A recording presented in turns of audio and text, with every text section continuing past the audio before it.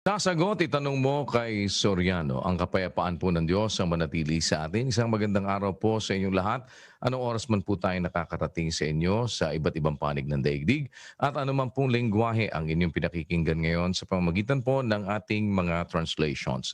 Pinapaalala po namin sa inyo, ang atin pong Bible exposition ay tinatranslate din sa iba't ibang mga languages na maaari po ninyong mapagpilian.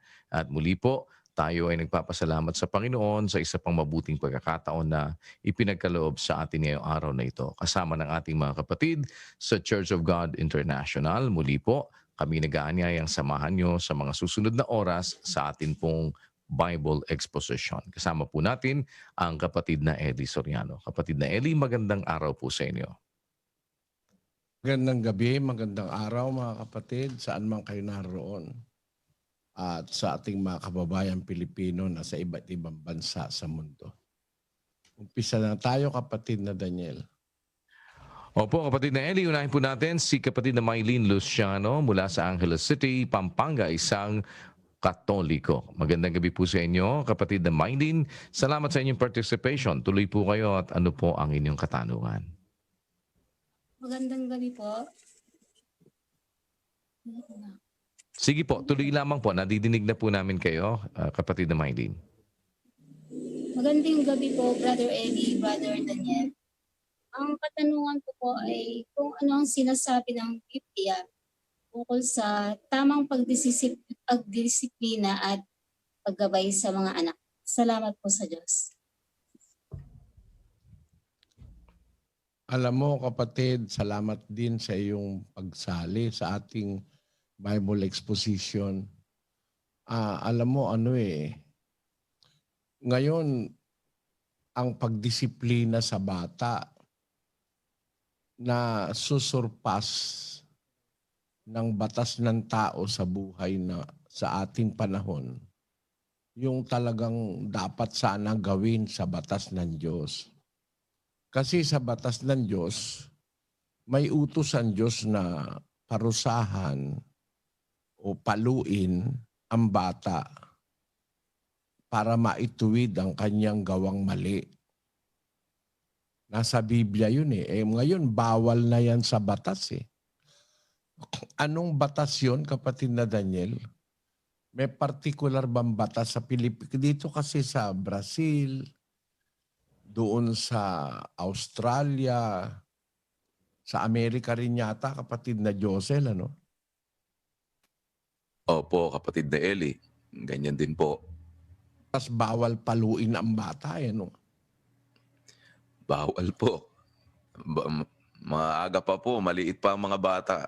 Tinuturo na po sa school, tatawag po ng 911 yan. Darating po ang mga pulis. Oo. Pero yung batas na yan, hindi yan pinayagan ni Presidente Duterte sa Pilipinas eh. Pero 53 bansa halos. Pakibasa na nga natin yun, kapatid na Daniel. Yung mga Ito po. bansang bawal paluin ang bata. Ang sabi po dito, 53 countries that ban the corporal punishment of children. Ang kasama po dito ay Sweden in 1979, Finland 1983, Norway 1987, Austria 1989, Cyprus 1994, Denmark 1997, Latvia 1998, Croatia 1999, Bulgaria 2000, Israel 2000, Germany 2000, Turkmenistan 2002, Iceland 2003, Ukraine 2004, Romania 2004, Hungary 2005, Greece 2006, the Netherlands 2007, New Zealand 2007, Portugal 2007, Uruguay 2007, Venezuela 2007, Spain 2007, Togo 2007, Costa Rica 2008, Moldova 2008, Luxembourg 2008, Liechtenstein 2008, Poland 2010, Tunisia 2010, Kenya 2010, Congo 2010, Albania 2010, South Sudan 2011, Macedonia 2013, Honduras 2013, Malta 2014, Brazil 2014, Bolivia 2014, Cape Verde 2014, Argentina 2014, San Marino 2014, Estonia 2014, Nicaragua 2014, Andorra 2015, Benin 2015, Ireland 2015, Peru 2015, Mongolia 2016, Paraguay 2016, Slovenia 2016, Lithuania 2017, Montenegro 2017. Yun po, kapatid Nelly. 53 mga bansa bawal paluin ang bata. Pero sa atin sa Pilipinas, mayroong ganitong balita sa noong 2019. Sabi po naman dito, Duterte vetoes anti-palo bill. Manila, President Rodrigo Duterte has vetoed an anti-palo bill that prohibits beating children and other physical forms of punishment to discipline them. Malacanang confirmed Thursday. Opposition Senator Risa Ontiveros filed the measure, which she said aims to promote positive and non-violent discipline of children. Duterte's rejection of the measure was confirmed by Executive Secretary Salvador Medialdea. No other detail was immediately available. 66% or 2 in 3 parents discipline their children through corporal punishment. A 2011 Pulse Asia survey showed corporal punishment, however, erodes parent-child relationships because youngsters viewed their parents as givers of pain, Ontiveros said, citing a study. Ang may kagagawan pala niyan yung Senador Hontiveros. Mali yan sa Biblia eh. Kung ang pag-uusapan mo, Biblia, ang tanong mo kasi, itong programa natin, Biblia ang sasagot. Biblia ang nagsasabi kasi sa 13 ng Kawikaan, ganito nakasulat. Siyang naguurong ng kaniyang pamalo ay napopoot sa kaniyang anak. Ngunit siyang umiibig ay nagpaparusang maminsan-minsan. Yung salitang nagpaparusang maminsan-minsan, namamalo siya ng anak niya. Paminsan-minsan, hindi naman sinasaktan ng todo, no? Halimbawa, yung papadapain mo yung bata, papaluin mo sa puwet, para magtanda siya na yung ginawa niya, halimbawa, nang umit o nanuntok, nanakit ng kapwa bata, para matandaan niya na yung ginawa niya mali. At yun ay kasang-ayon sa Biblia na kung hindi mo pinapalo ang anak mo, galit ka sa anak mo. Kung hindi mo pinapalo. Pero kung mahal mo anak mo, papaluin mo. Kasi yung palo na yon magbibigay sa kanya ng pananda. Matatandaan niya na yung kanyang ginawa mali. Kaya papaluin mo lang siya pag mali ang ginawa niya. Pero kung maliliit na bagay na natural lang sa bata, hindi dapat mamalo. Kaya ang sabi sa salita ng Diyos, nagpaparusang paminsan-minsan. Sinasabi pa sa isang talata, ang nagiging benefit ng pagpalo sa bata. Sabi ng kasulatan, ang puso ng bata nababalot ng kamangmangan. Sa 22:15, kapatid na Daniel. Ang kamangmangan ay nababalot sa puso ng bata, ngunit ilalayo sa kaniya ng pamalong pangsaway. Ayon, ang puso ng bata nababalot ng kamangmangan. Wala pa kasing alam ang bata eh. Kaya dapat ang bata mahalin. Wala namang alam kung nagkakamali siya, hindi naman sapat yun para ang bata ay kagaya nung ginagawa ng ibang walang pagmamahal na magulang sa anak. Umiiyak yung bata. Siguro kaya umiiyak, baka may dinaramdam. Ilagay ba naman sa ibabaw ng sinaing na kumukulo? Kung ako ang judge, lalagay ko rin sa sinaing na kumukulo yung ganong magulang Biro mo, no?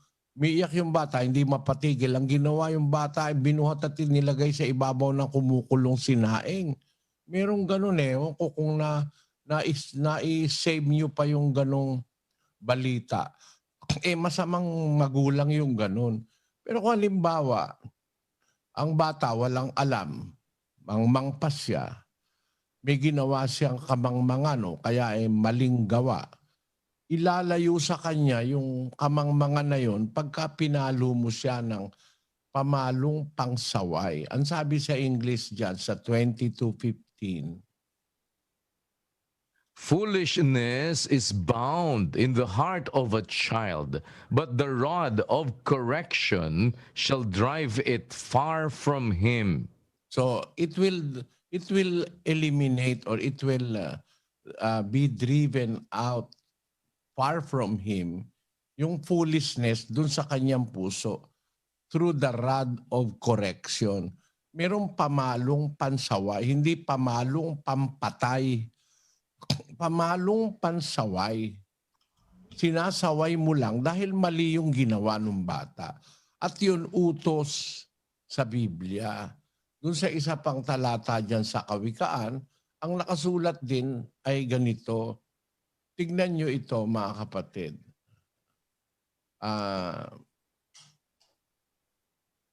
23:13 ng Kawikaan. Huwag mong ipagkait ang saway sa bata, sapagkat kung iyong hampasin siya ng pamalo, siya'y hindi mamamatay. Ayon, hindi naman mamamatay eh.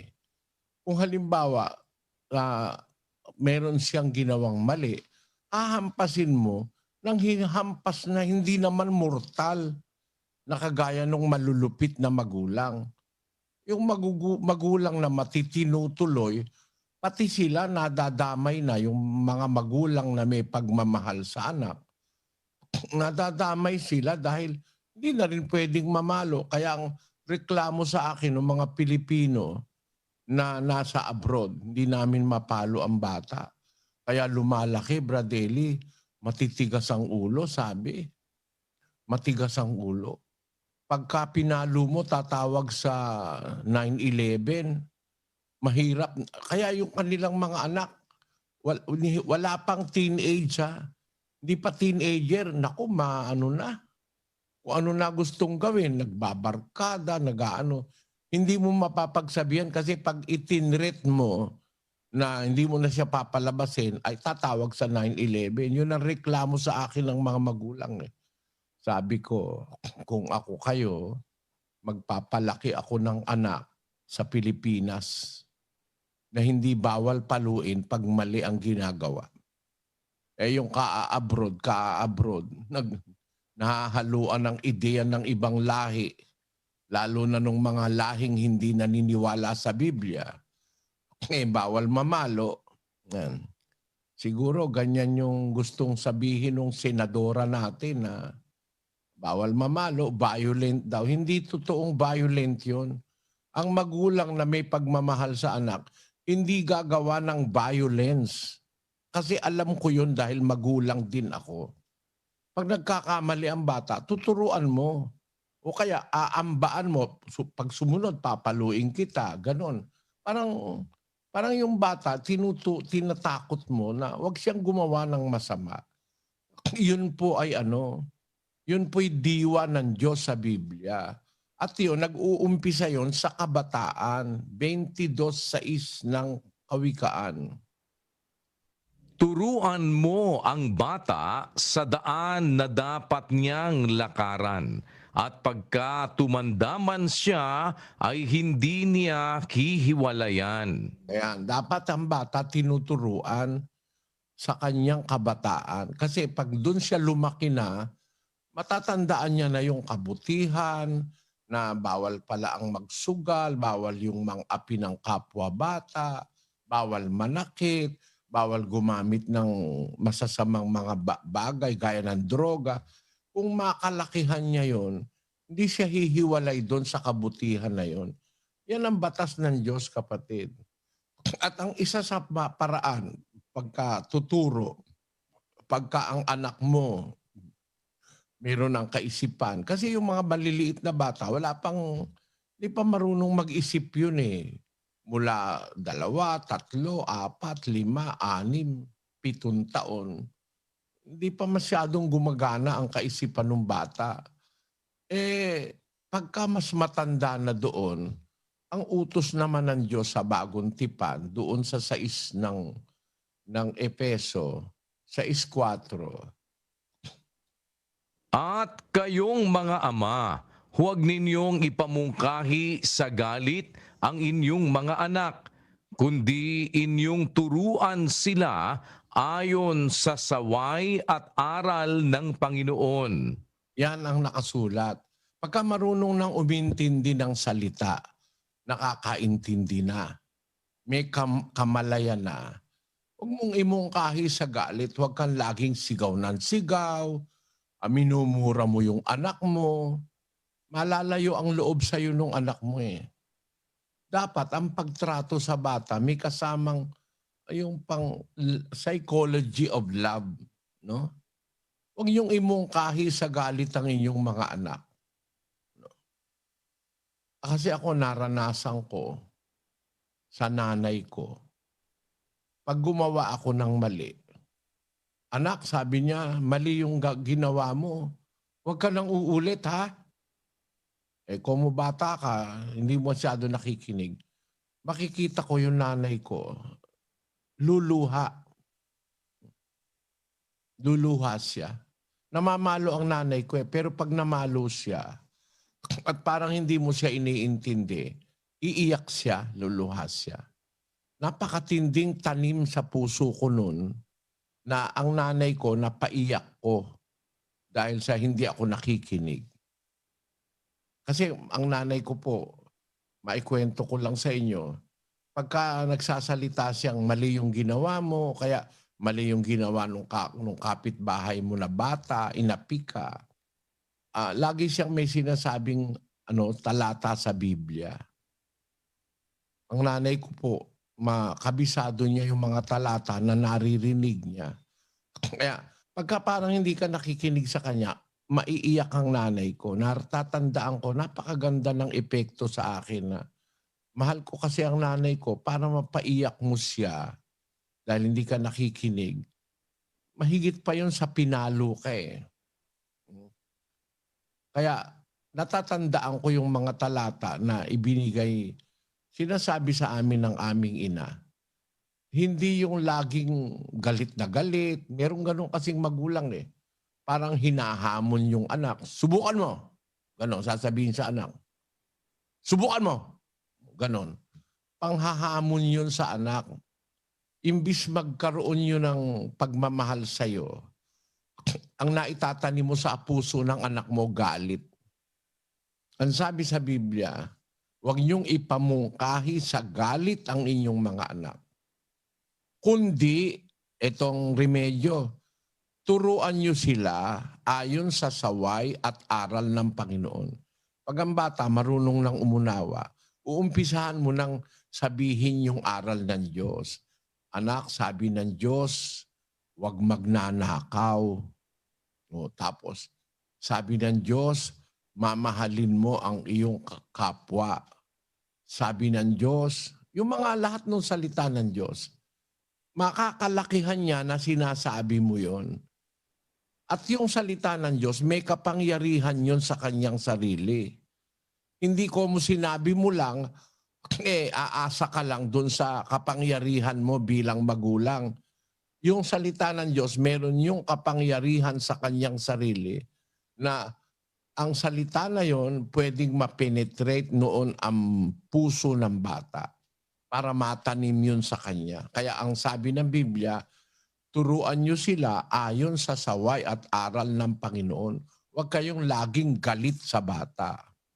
Kung halimbawa, may ginawang mali, pinalo mo, ipaunawa mo na kaya kita pinapalo, anak, ayaw kong lumaki kang magnanakaw, ayaw kong lumaki kang swail, ayaw kong lumaki ka sa barkada dahil mahal kita. Pag naunawa ng bata, mahal mo siya, hindi siya magagalit sa'yo. Mapapamahal yung anak mo. Mapapamahal ka sa anak mo. Yung kasi naranasan ko sa buhay eh. Nakita ko ang intensyon ng aking mga magulang sa pagtuturo sa amin pagka kami mali. nakita ko pagmamahal, kaya naramdaman ko yung natural na pagmamahal ng anak sa magulang. Hindi yung kagaya ng ibang magulang na nagkamali yung bata, sasabunutan, no? Babatuhin, mumurahin, kung ano-ano. Yun yung mga ano na para bang hahamunin mo, subukan mo.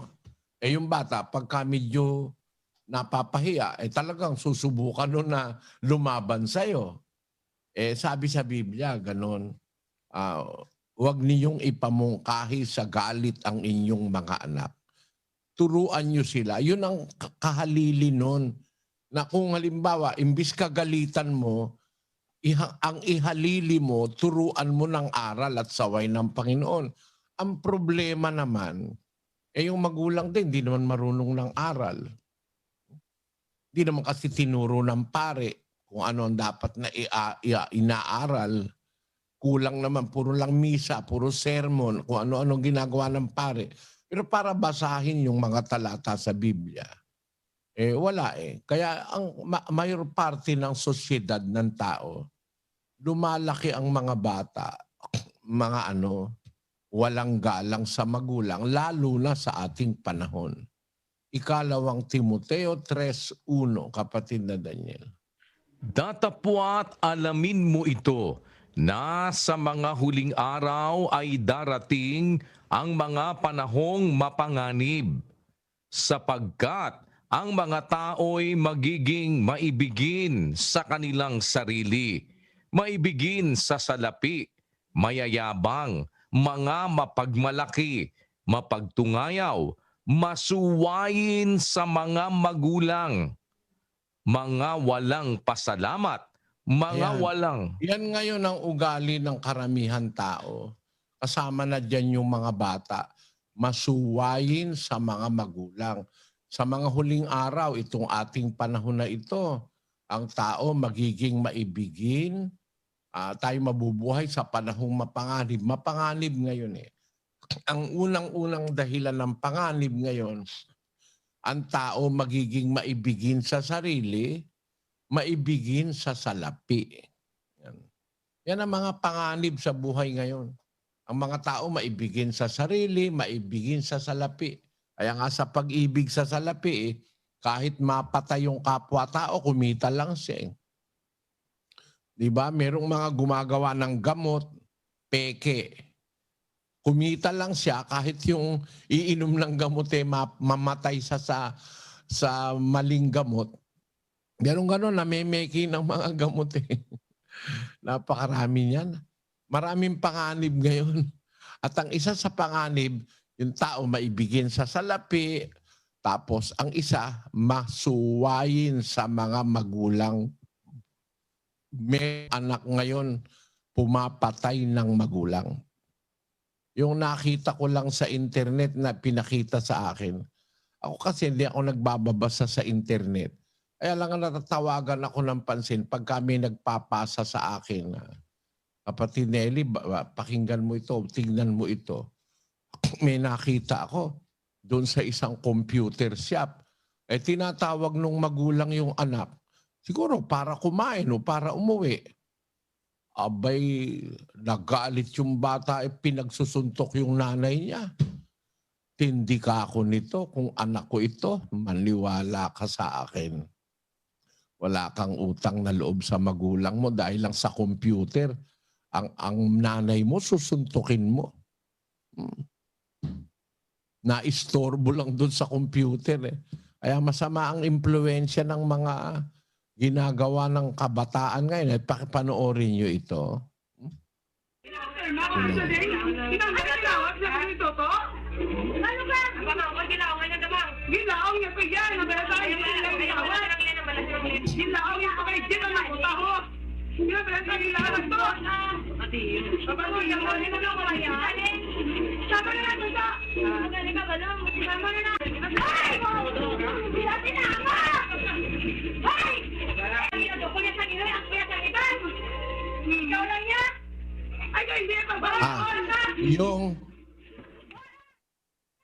Yung babae, tinan mo ha, Yung babae, most probably, yun ang may-ari ng computer shop.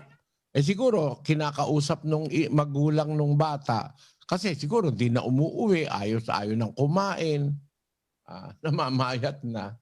Eh, nagagalit yung magulang doon sa may-ari ng computer shop. Dapat hindi talaga pagsanayin yung mga bata sa ganyan eh. Ang ginawa ng bata ay tumayot yung mismong nanay niya. Napakasama ng impluensya ngayon ng mga ginagawa ng tao. Yan tayo dapat na magbantay sa ating mga anak. Kasi sabi sa Biblia, ang mga bata sa ating panahon magiging masuwayin sa mga magulang. Napakasasamang klase ng mga bata ang ipinoproduce ng ating henerasyon dahil dyan sa computer, dahil sa kung ano-anong batas, tapos bawal pampaluin. Kaya siguro gumawa kayo ng batas na ang bata na ang may karapatang mamalo sa magulang. Baliktad na mundo ngayon eh. Bawal nang paluin ang bata, kinalimutan na ang batas ng Diyos. Kaya alam na alam mo, yung gumawa ng batas na yan, kung sino man yung gumawa ng batas na yan, sa iba-ibang bansa sa buong mundo, walang malay sa Biblia yung mga yan. Hindi manununod sa Diyos yung mga ganyan. Na ipagbawal mo na totally yung corporal punishment, na kahit naman yung corporal punishment hindi naman para masaktan ng todo yung bata, kundi lang para maituwid mo. Tawag sa Biblia, rod of correction. Kaya yung gumawa ng batas na yan, mga anti-Biblia yan. Kung saan mang mga bansa ngayon yan umiiral. Nagkahawa-hawa na, 53. Buti na lang si Presidente Duterte, binito yan. Ewan ko kung napasa yan. Napasa ba yan, kapatid na Daniel? Yung anti-palo bill na yan.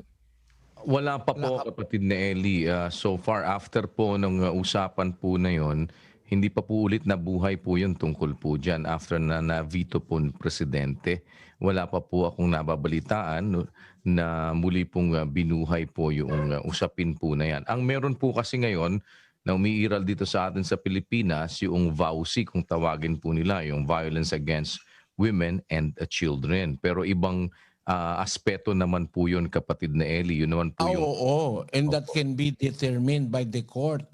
Yung vow, ano tawag doon? VAUSI po, Violence Against Violence Women Against Women and Children. and Children. Opo. Yun. Tama yun. Yung batas na yun. Kasi hindi naman dapat talagang violente ka sa women and children. Pero meron din akong ano ron, Brad Daniel eh. Brad Josel, alam mo, meron din akong kapirasong ideya ron eh. Paano po yun, Bradeli? Bausi, kulang yan eh. Ano po ang kulang doon? Violence against women and children eh. Merong women, may violence na ginagawa against their husbands eh. Bausi lang yan eh. Hindi kumpleto yan. Para mga general lang yan. Kung gagawa ka rin lang ng general na masama yung violence, violence na, ipagbawal mo na against women, children, husband. Hindi ba? Sama mo na pati biyenan. Kasi naintindihan mo ibig ko sabihin, kapatid na Daniel. Opo, kapatid na Eli. Kasi po, pati biyenan kung minsan pinagmamalupitan din noong kanila pong mga manugang. Sinasabi niyo po, general na. Meron namang manugang, pinagmamalupitan ng biyenan. Generally define mo na lang violence. Pero specifically, women and children only, there is a lapse in there. Kasi merong mga babae mas violent kaysa sa asawa. Pakita mo. Siya ang binubugbog kasi si Andres Disaya siya. Siya binubugbog ng babae. Kaya yung sinasabi mga battered wife, merong battered husband eh. O sige, tutulan mo, Brad Josel. Hindi po, meron din po nga. Dito po, may alam po ako, ganun po eh. Battered husband po, O, Bradeli. tingnan mo ito. Battered husband dito. Sa pagmamahal niya, tinitiis niya na lang yung suntok ng asawa niya. Yan. Dapat bawal din yan. Tingnan mo. Violence against husband. Violence against men. Kaya ang batas ng tao kuminsan laging may loopholes eh. Pero okay naman yung vowsy. Kasi ang mas marami talaga na pinagmamalupitan, children and asawa, yung babae. Okay yun. Pero kung talagang sa general ng kasulatan, pananaw ng kasulatan, ang sabihin mo na lang, violence. Bawal yung violence. Na maraming violence na committed araw-araw against any kind of person. Pero talagang ang pinaka-perfectong batas, yung batas ng Diyos, bawal yan talaga yung violence. Pero hindi naman violence. Iba naman mag-analyze yung iba. Hindi naman violence yung papaluin mo yung anak mo. Violence ba yun? Papaluin mo lang naman, dapa. Mali yung ginawa mo. Ba't ka nanuntok ng kaaway mo, ng kalaro mo? Dapa, huwag mo nang uulitin. Ayun, ganun lang. Violence ba yun?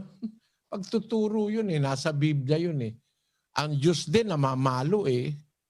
Pagka ikaw eh matigas ang ulo, papaluin ka rin ng Diyos eh. Yun ang nasa Biblia eh. Wala tayong magagawa dyan. Pero sana naintindihan mo ako, kapatid na Mylene, ano? Wala kang masamang ibibigay na interpretasyon sa sinasabi ko, ha, kapatid na Mylene. Baka ireklamo tayo ni Senadora, ha? Yes po, Brad.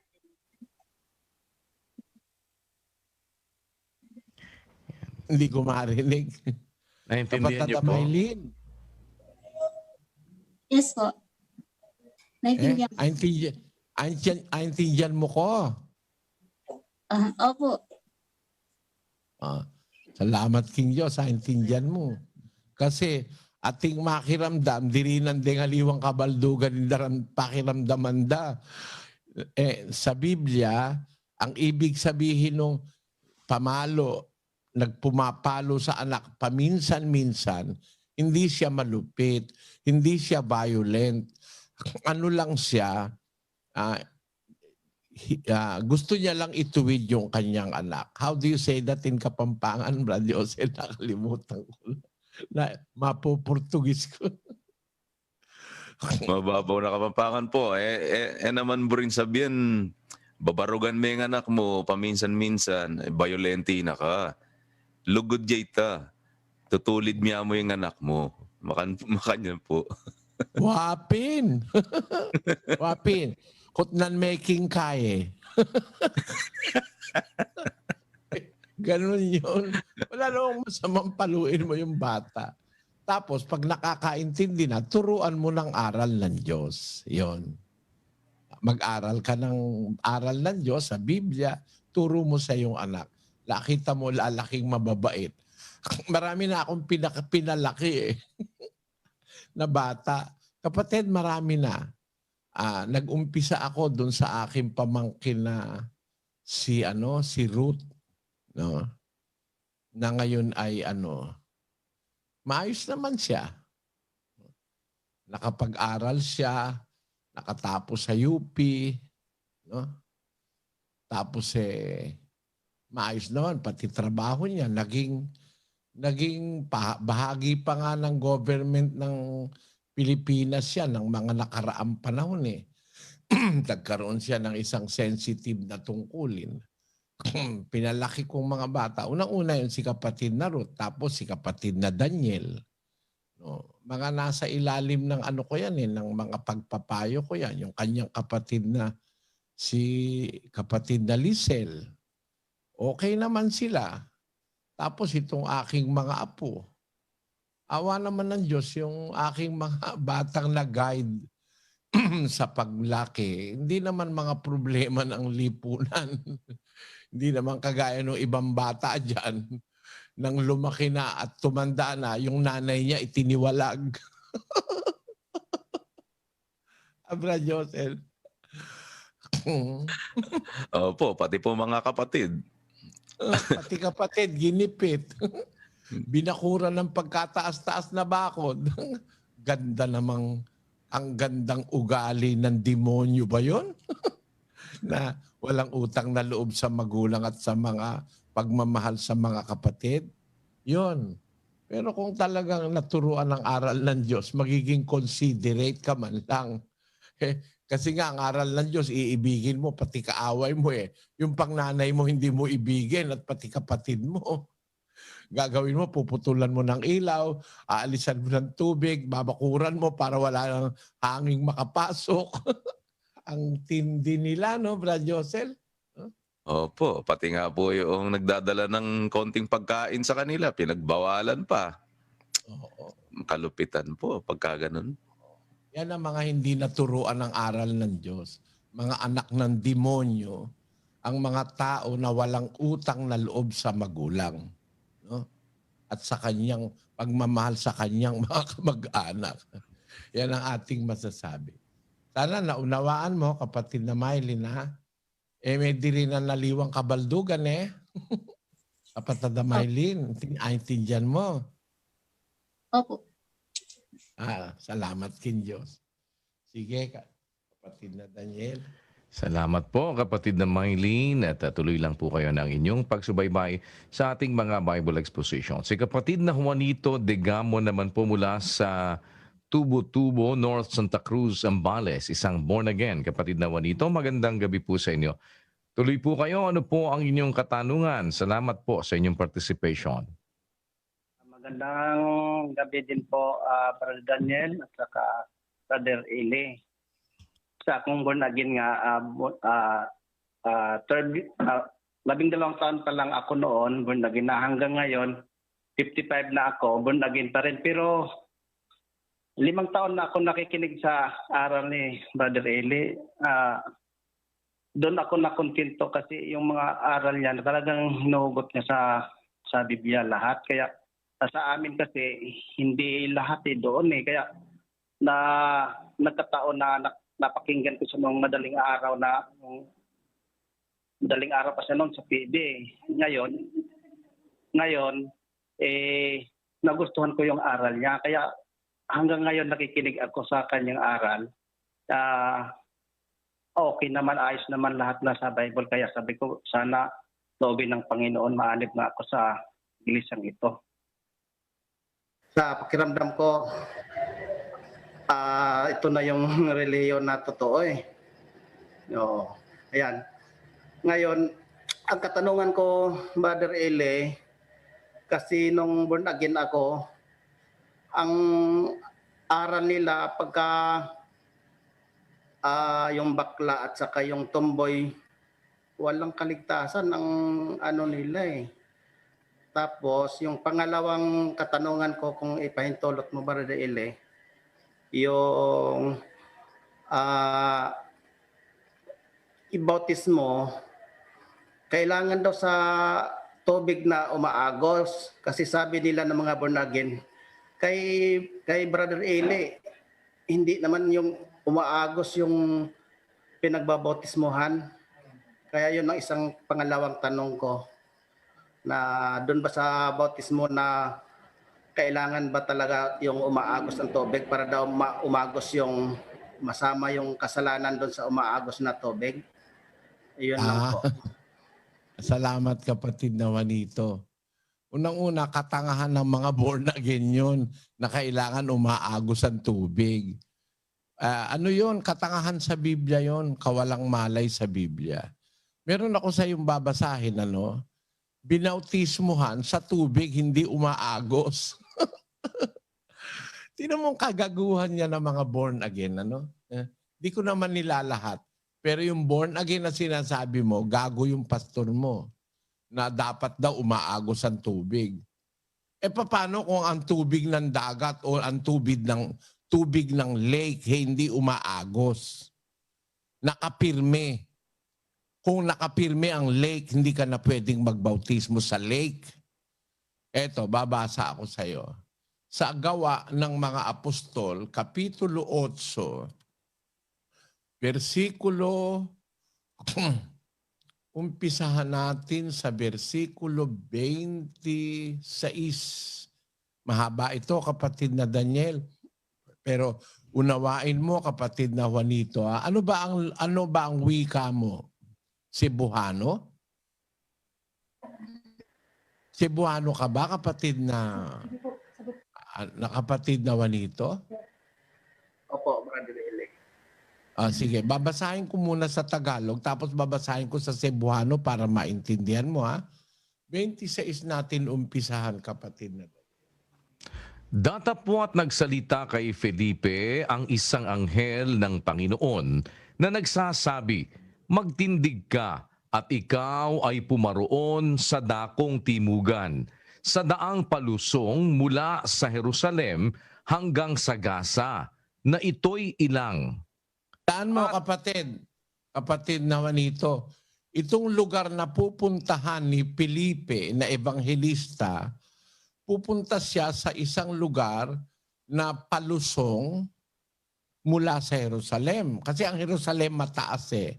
Ang ibig sabihin ng palusong, bababa ng Jerusalem, pupunta siya sa Gaza na ito'y ilang, a desert. Gaza, sa desert. Ito ang sabi ngayon, tuloy natin.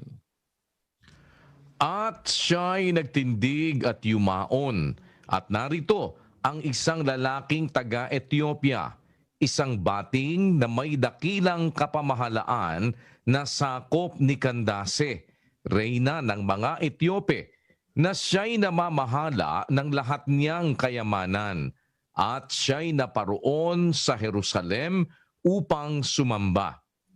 At siya'y pabalik at nakaupo sa kanyang karo. Ito ang senaryo. Ito ang senaryo, kapatid na Juanito. Yung bating, no, sumamba sa Jerusalem, pauwi na siya. Saan siya pauwi? Sa Ethiopia. Kasi lalaki siyang Etiope, siya ang namamahala ng kayamanan ng reyna ng mga Etiope na si Candace. Sumamba siya sa Jerusalem, pauwi na siya, pauwi sa Ethiopia, ang dadaanan niya ay disyerto. Alam mo naman yung disyerto di ba? Doon magdadaan. Nakasakay siya sa kanyang karo. Mayaman ito kasi may karo no? Hindi lang basta kabayo, may karo siya. Nakita niya, habang siya ay nagbibiyahe, nagbabasa siya. Ito pala isang taong makadiyos. Nagbabasa siya ng libro ni Propeta Isaias. No? Ano nangyari? Basahin, tuloy natin, kapatid na Daniel. At sinabi kay Felipe ng Espiritu, "Lumapit ka at makisama sa karong ito." At tumakbo si Felipeng patungo sa kanya, at napakinggan niyang binabasa si Isaias na propeta. At sinabi, "Nauunawa mo baga ang binabasa mo?" At sinabi niya, "Paanong magagawa ko, maliban ng may pumatnubay sa aking sinuman?" At pinakiusapan... Ayun, may binabasa siya, nagbabasa siya, nilapitan siya ni Felipe kasi inutusan si Felipe ng Espiritu Santo, sumama sa kanya doon sa karo. Ang binabasa niya, aklat ni Propeta Isaias. Sabi ni Felipe, "Nauunawa mo ba yung binabasa mo?" Sabi niya, "Paano kung mauunawa, malibang may pumatnubay sa aking sinuman?" At pinakiusapan niya si Felipe na pumanhik at maupong kasama niya doon sa karo. Ngayon, habang sila'y lumalakad, kasi pauwi ng Ethiopia yung bating, dumating sila para ikat natin ng konti ang istorya. Dumating sila ngayon sa 8:36, basahin natin kapatid na Daniel. At sa pagpapatuloy sa daan, ay nagsidating sila sa dakong may tubig. At sinabi ng bating, narito ang tubig. Ano ang nakahahadlang upang ako'y mabautismuhan? At sinabi ni Felipe, kung nananampalataya ka ng buong puso, ay mangyayari.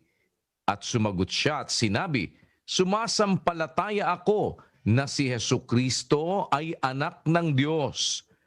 At ipinag-utos niyang itigil ang karo at sila'y kapwa lumusong sa tubig. Si Felipe at ang bating at kaniyang binautismuhan siya. Ayon, maliwanag kapatid. Naglalakbay sila sa disyerto. Pagdating nila sa isang lugar, nung mapangaralan na ni Felipe yung bating, sabi nung bating, eto na tubig oh. Ano pa makakahadlang para ako bautismuhan? Sumagot si Felipe, kung sumasampalataya ka ng buong puso, mangyayari. Sumagot siya, sumasampalataya ako si Kristo ang anak ng Diyos. Siya ang Mesiyas. Ipinag-utos na itigil yung karo, lumusong sila sa tubig. Anong tubig yon? Running water ba yon? Saan ka makakakita ng running water sa desert? Ang tubig sa desert ay yung tubig na tinatawag sa isang lugar na may naipong tubig. Ang tawag doon, oasis, kapatid. Oasis. Bigyan kita ng halimbawa. Ito, nakikita ito sa disyerto. Tingnan mo yan, no? Disyerto yan. Siguro, katatapos lang umulan, may tubig dyan sa lugar na yan. Pero hindi yan magtatagal, nawawala yan eh. Natutuyo yan pag matagal na kasi disyerto nga yan eh. Wala namang ilog sa disyerto eh. Kaya nga disyerto, walang ilog eh. Desert nga eh. Tingnan mo, pakita mo. Yan, no? Ganyan yung tubig. Running water ba yan? Sabihin mo doon sa pastor mo, engot ka. Niloloko mo ko. Engot ka. Sabihin mo doon sa born again mong pastor. Yung bating binautismuhan sa oasis eh. Bakit ko alam? Kasi naglalakbay sila sa disyerto. Kaya pagdating nila sa ilog, hindi. Dumating sila sa dakong may tubig. Basta may tubig, pwedeng ilubog ang tao, magaganap ang bautismo. Ngayon, ang pinupunto sa atin ng born again, ba't kayo, nagbabautismo kayo sa dakong hindi, sa hindi umaandar ang tubig. Kung ang babautismoan mo, isang tao lang, ba't kailangan mo paandarin pa tubig? Isa lang naman eh. Kagaya sa mga lokal na maliliit na ang babautismoan, isa, dalawa, nilalagyan lang namin ng tubig ng disinfectant para kung halimbawa may sakit sa babautismuhan, mamamatay yung mikrobyo. Tubig din yun eh. Para lang yung tubig sa disyerto eh. Pero pagka ang babautismuhan marami, may running water kahit na yung baptistry namin ay nasa loob ng isang compound na masino. Ang aming baptistry, may running water yan. No? May running water. May mga koneksyon yan na kung marami ang babautismo kasi pag naglubog ka na ng 10, baka mamaya mayroong naihiron. Running water yan. Pakita natin. Yan, no? May running water yan. Mayroong mga safe disinfectant yan. Pagka ang ginagawa natin ay mass baptism. Minsan nagbabautismo tayo 5,000, 6,000, 7,000. Ano yan? Sabihin mong hindi pwede dyan. Akala nung iba kasi, bautismo sa ilog lang. Sa ilog ng Jordan, bumabautismo si Juan. Pero bumabautismo rin siya sa hindi ilog. Basahin natin ang Juan. Yun ang hindi alam ng pastor ng born again. 3:23 ng Juan. At bumabautismo rin naman si Juan sa Enon na malapit sa Salim, sapagkat dooy maraming tubig. at sila'y nagsiparoon at nangabautismuhan. O tamo, hindi siya nagbabautismo sa ilog lang ng Jordan, hindi. Merong ibang lugar kung saan nagbabautismo si Juan. Basahin natin sa Cebuano 3:23. Og si Juan usab nagabautismo didto sa Enon, haduol sa Salim, kay didto may daghang tubig, og sila na nagpangabot og nagpabautismo. Siguro, ang alam ng pastor mo, kung magbautismo si Juan, laging sa ilog ng Jordan, may running water. Napakalaking kagaguhan ng pastor mo, kapatid na Juanito. Kagaguhan sa Biblia yon. Yun bang sa disyerto nung bautismohan ni Felipe, yung bating, running water ba yon? Oasis yon. Ang oasis, hindi running water. Yan ang mga batayan sa Biblia na kung naiintindihan sana ng pastor mo, hindi kanya tuturuan ng mali. Mali yan turo sa'yo.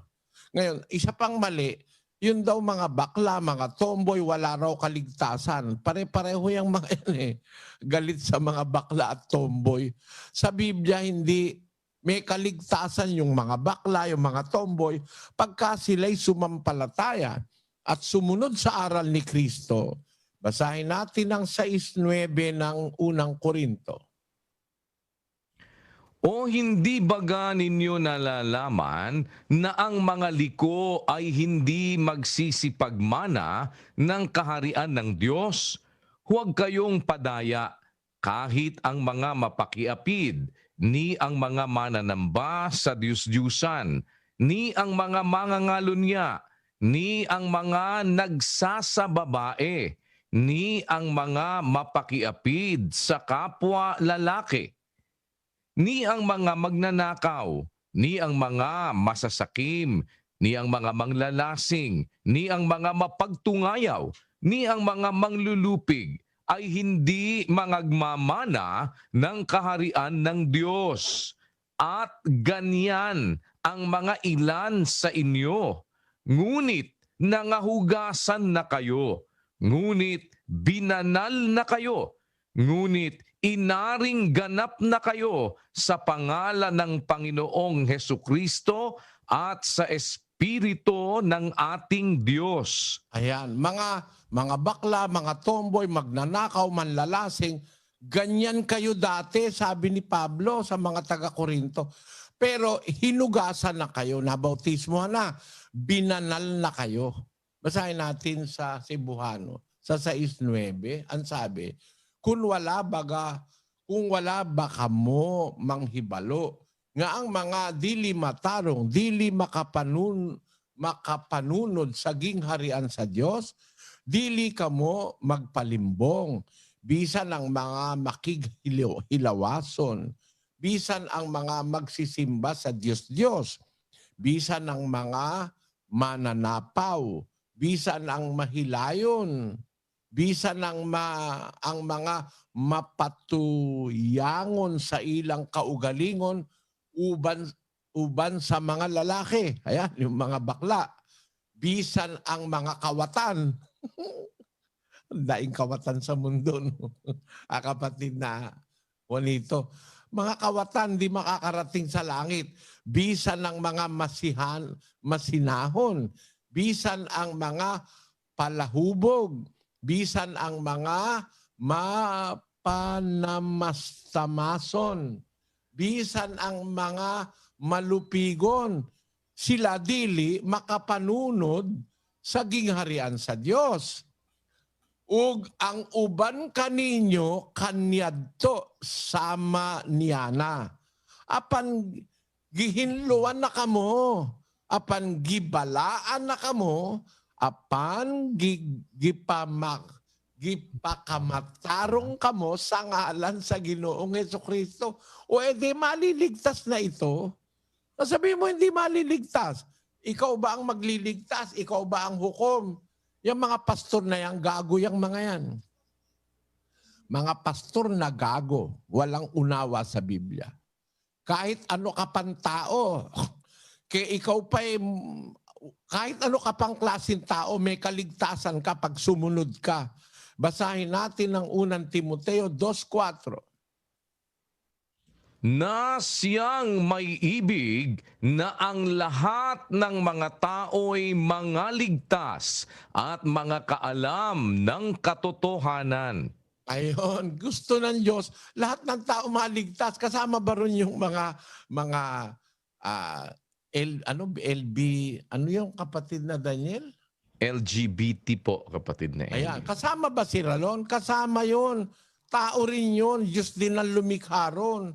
Kaya lang may mga pastor nagsasabi, yun daw gumawa sa mga bakla, mga tomboy, mga LGBT, ay demonyo raw ang gumawa. Kaya galit na galit doon si ano eh. Sino yung galit na galit? Si... kita ko sa YouTube. Galit na galit doon sa pastor na nagsabing ang gumawa raw sa si Erica Embang, ang gumawa raw sa mga bakla at mga tomboy and demonyo. Galit na galit siya. Pakita mo sandali. Pwede ba ipakita yon? Eto. Hindi, si Erica na lang. Hello, good Yeah. morning! Shout out pala dyan sa pastor na dyan na nagmaskara ng anghel na parang Diyos-Diyosan, na parang hari ng sanlibutan, na wala namang legal na papilis na nasasabing ikaw ang nagmamari. Hoy! Kung sino ka man ngayon at sinong mga pandemonyo at mga kamag-anak mo siguro si Satanas na nagsasabi kaming mga bakla dito, mga member ng LGBT ay nilikha ni Satanas, mahiya ka sa sarili mo, tingnan mo yung itsura mo, ha? Tandaan mo to ha, hindi ka nagmamayari sa libutan, hindi mo hawak ang buhay namin at ang isip namin. Sabihin mong nilikha kaming Satanas, baka ikaw nilikha ni Satanas kasi nagdala ka ng mensahe pagkatapos ang lumalabas sa bunganga mo na sa demonyo. Ayusin mong ugali mo, ayusin mong pagkatao mo at saka wag ka Ayan. ganyan Galit na galit si Erica eh. Kasi sinabi nung pastor, ang gumawa raw sa mga tomboy at mga bakla demonyo. Maling aral yon. Kalukuhan yon. Ang gumawa sa lahat ng tao ang Diyos. Lahat ng tao sa Diyos yung ang lumikha sa Kanya. Pati kaluluwa natin, tayong lahat ang Diyos ang gumawa. Kaya kung halimbawa napasama tayo, naakay tayo ng mali o kaya nagkagawa tayo ng mali, ang kailangan lang natin, kagaya nung sinabi ni San Pablo, magpasakop kay Kristo. Kahit ano ka pang klaseng tao, pag sumunod ka kay Kristo, sabi ni Pablo, ganyan ang ilan sa inyo. Pero ginbalaan na kayo. Pinabanal ka na sa kapangyarihan ni Kristo. Kaya meron kang kaligtasan. Ngayon, ang isa pang tanong, ba't napakyaw mo yung tanong, ha? Siguro nasagot na. Tama na ba yan, kapatid na Juanito? Naintindihan mo na po? Ano po, kasi yung pastor po namin kasi, nag-anak tuloy siya po ng bakla. Ibig po ba sabihin doon, mali po yung aral niya? Ano raw kapatid na Daniel? Hindi ko narinig masyado rito. Bumabalik din po, kapatid na Eli. Kapatid na Juanito, yung pastor niyo po, ang sabi niyo ay hindi nagbabautismo ng bakla. Ganun po ba? Pakiulit po. Hindi po. Nagkaanak po siya ng bakla eh. Ibig sabihin ba doon, mali yung aral niya, Brother Daniel? Nagkaanak daw po siya ng bakla. Kapatid na Eli, ibig daw sabihin ba nun, mali ang aral niya? Kung nagkaanak siya ng bakla, sabi niya, ang mga bakla walang kaligtasan. Wala siyang pagmamahal sa anak niya. Dapat nag-isip siya, saan ba nanggaling yung anak niya? Hindi ba 23% ng chromosomes nun galing sa kanya? Baka nagmana sa kanya. Pati siya, wala rin kaligtasan lalabas. Ay nako, kalokohan yan kapatid na Juanito. Kahit saan mo daanin, kalokohan yung aral na yan. Ang Diyos hindi nagtatangi ng mga tao, sabi sa Biblia. Doon sa 2:11 ng Romano, sa Cebuano, sabi roon, kay ang Diyos walay gipalabi sa mga tao. Kahit sinong tao, mahal ng Diyos. Kahit sino ka pa, basta susunod ka lang, magiging dapat ka sa Diyos kahit sino kang tao.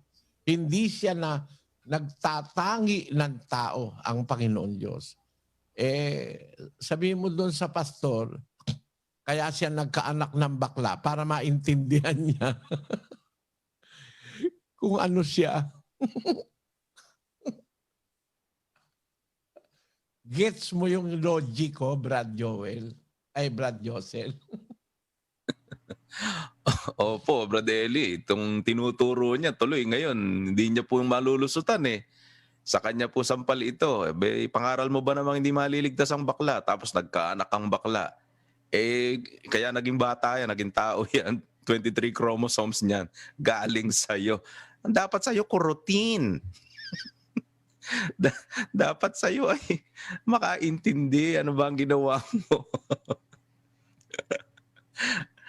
Ako naman, kaawa-awa po na nililigaw nitong mga ito. Manong kay Brad Eli kayo makinig para hindi kayo naliligaw ng ganyan sa mga pastor na nagliligaw lamang. Wala pong batayan kasi sa Biblia yung sinasabi. Manampa ito pong nasa At Biblia. saka isa pa, kapatid na Josel, kapatid na Juanito, meron akong sasabihin sa'yo ha. Sabi mo, 5 taong ka na nakikinig ha. Basahin ko lang sa'yo ang Santiago. 1 ng Santiago, versikulo 22. Sabi sa Cebuano, panhimua nga magtutuman kamo sa pulong ug dili lamang magpapanimati nga nagalimbong kamo sa inyong kaugalingon. ayon, sa Tagalog ang sabi, Datapwat maging tagatupad kayo ng salita at huwag tagapakinig lamang na inyong dinadaya ang inyong sarili. ayon, maging tagatupad kayo ng salita, huwag kayong tagapakinig lamang, kapatid na Juanito. Huwag mong patagalin, sige ka, baka ma-COVID ka. Habang wala ka pang COVID, tanggapin mo yung aral ng Diyos. Aral naman talaga ng Diyos yan. Wala namang makakatutol na aral ng Diyos yan. Binabasa ko sa inyo sa Biblia. Pag tinanggap nyo yan, hindi ako ang tinanggap nyo. Ang tinanggap nyo yung aral ng Diyos na di tinuturo ng born again. At hindi rin itinuturo ng iba-ibang mga relihiyon. Alam mo ba na si Kristo, anak ng Diyos, kapatid na Juanito? Opo, Brother Eli. O, yun ang pananampalataya nung bating na binautismuhan sa hindi umaagos na tubig. Nung tanongin ni Felipe, ang sabi doon sa 8:37, basahin mo uli, kapatid na Daniel. At sinabi ni Felipe, kung nananampalataya ka ng buong puso ay mangyayari. At sumagot siya at sinabi, sumasampalataya ako na si Jesucristo ay anak ng Diyos. Kita mo, sumasampalataya ako si Jesucristo, anak ng Diyos. Bakit anak siya ng Diyos? Kasi ipinanganak siya ng Diyos. 2:7. Yan ang hindi tinuturo ni Manalo. 2:7 ng awit. Aking sasaysayin ang tungkol sa pasya. Sinabi ng Panginoon sa akin, ikaw ay aking anak. Sa araw na ito ay ipinanganak kita. Ayan, siya lang ang ipinanganak ng Diyos na mismong galing sa sinapupunan ng Ama. Ang iba, mga anghel, mga tao, mga nilikhayan. Pero ang Diyos may isang bugtong na anak. Siya mismo ang nanganak galing sa sinapupunan niya. Yan ang Panginoong Jesus. Pag sumasampalataya ka dyan, dapat mabautismohan ka na. Parang bating. Ayaw mo, bahala ka. Hindi kita tinatakot na kapatid na Juanito. Bahala ka sa buhay mo. Pero kung sumasampalataya kasi ang Panginoon Diyos nanganak at nanganak siya bago palikhain ng mundo, ang ipinanganak niya, yung kanyang anak doon sa panahong walang hanggan, pinanganak niya na. Sumasampalataya ka, kagaya ng bating na si Jesucristo, anak ng Diyos, maliligtas ka kung susunod ka kay Jesucristo. Ngayon, kung ayaw mo, magpapatumpik-tumpik ka pa, sige, ipuspone mo ng ipuspone, bahala ka na sa buhay mo. Hindi na kita sagot sa Diyos, kapatid. Alam mo ba yon? Basahin natin sa 3:17 ng Ezekiel. Pakinggan mo ha, kapatid, sa Bisaya. Anak sa tao, gihimo ko ikaw nga magbalantay alang sa balay sa Israel. Busa pamati sa pulong sa akong baba, ug hatagi sila og pagpasidaan gikan kanako. Sa diha nga ako miingon sa taong dautan, sa pagkamatuod ikaw mamatay, ug ikaw wala maghatag kaniya og pagpasidaan ni magsulti sa pagbadlong sa dautan gikan sa mangilad niyang dalan aron sa pagluwas sa iyang kinabuhi.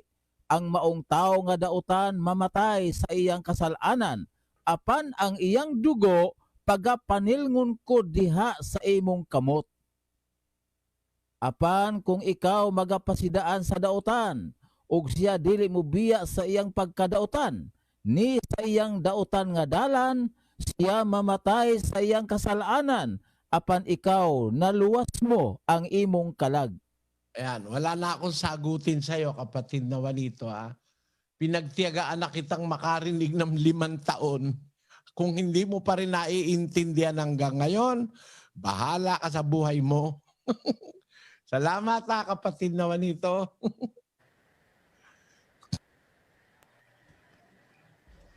Salamat po, kapatid na Juanito, at tuloy po kayo sa inyong pakikinig. Abangan niyo po yung ating darating ulit na mass indoctrination kung loloobin po ng Panginoon.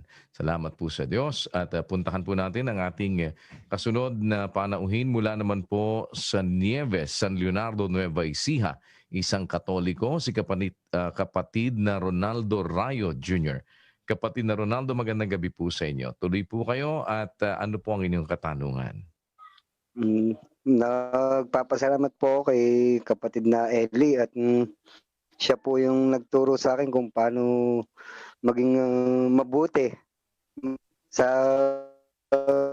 simula po ng 2018, August 15, nung po ako nakarinig ng salita niya, nagbago po ako. Marami po ako nabago sa sarili ko.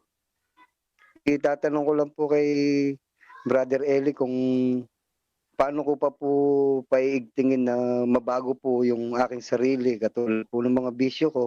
Gusto ko po kasing mawala na sa tulong niya po. Salamat po sa sagot, Brother Eli. Salamat din sa pagsali mo ngayon, kapatid na Ronaldo. Hindi kita kayang baguhin, ano? Tao rin ako, nagkakasala rin ako kapatid. Wala sa ating makakapagbago kahit sino man tao. Ang makakapagbago ang Diyos lang. No? Gis 23 ni Jeremias. Pakinggan mo. O Panginoon, talastas ko na ang lakad ng tao ay hindi sa kaniyang sarili. Hindi para sa taong lumalakad ang magtuwid ng kaniyang mga hakbang. Mo kayang ituwid ang hakbang mo. Kahit tatay mo, kahit nanay mo, kahit asawa mo, hindi ka kayang ituwid. Walang taong may kapangyarihang ituwid tayo. Tayo sa ating sarili, hindi natin maitutuwid. Alam mo kung paano? Basahin natin ang Kawikaan 16:9. Ang puso ng tao ay kumakatha ng kaniyang lakad, ngunit ang Panginoon ang nagtutuwid ng kaniyang mga hakbang. Tamo? Okay, akala mo ako nagpapabago sa'yo? Hindi. Ang Diyos, trabaho ng Diyos yun, kapatid. Nung makinig ka ng salita ng Diyos na sinasabi ko, ang Diyos nagtatrabaho na para baguhin ka. Kaya kailangan, pasakop ka na sa Kanya. Sabi mo, ano pa ang gagawin mo para mapaigting mo ang pagsunod? Aba, isa ang kulang mo, sumunod ka sa Diyos. Tanggapin mo ang aral ng Diyos. Magbautismo ka, hugasan mo ang kasalanan mo, at mag-umpisa ka ng pagsunod sa Diyos. 22:16 ng Gawa. At ngayon, bakit ka tumitigil? Magtindig ka at ikaw ay magbautismo at hugasan mo ang iyong mga kasalanan na tumatawag sa kaniyang pangalan. Sabi ng Diyos kay San Paulo sa pamamagitan ni Ananias, bakit ka tumitigil, Paulo o Saulo? Magtindig ka. Ikaw ay magbautismo, hugasan mo ang iyong mga kasalanan na tumatawag sa kanyang pangalan. Kaya kung talagang nakikita mo, nagbabago ka, huwag mong sa akin yun i-kredito, kapatid. Kredito ng Diyos yun, hindi akin. Binasa ko lang naman yung kanyang salita eh. Nung marinig mo yung salita, kung sumasampalataya ka, mag-uumpisa ng magtrabaho ang Diyos sa'yo. Unti-unti ka niya nang babaguhin. Gaya ng sabi mo, nagbabago ka ng paunti-unti. Pero meron ka pa rin bisyo. Para maalis lahat yun, magbautismo ka, mahuhugasan pati bisyo mo, mawawala yan. Nakita mo, sa kapangyarihan ng salita ng Diyos, mawawala yang lahat ng nararamdaman mong mga bisyo na yan, mga kung ano-anong mga pagnanasa ng laman, maaalis yan sa pamamagitan ng pagsampalataya at ng pagtanggap mo sa aral ng Diyos.